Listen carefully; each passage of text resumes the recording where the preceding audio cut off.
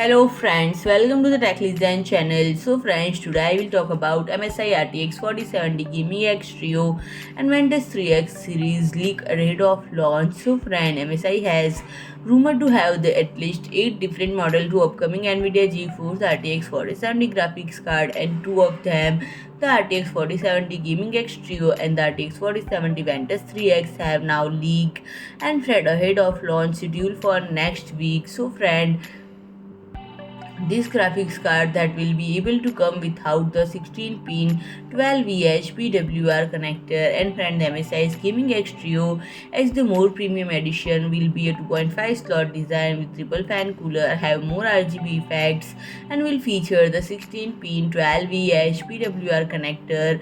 And friend, the Ventus 3X as a more budget oriented SKU will have triple fan cooling. Will have a triple fan cooling system but only takes 2 slots, and it needs single 8-pin PCIe power connector. And while both are factory overclock model, it is obviously that the RTX 4070 Gaming X Trio will have a higher overclocking potential. So friend, if you like my video, please do like, share and comment, and don't forget to subscribe my channel and press the bell icon.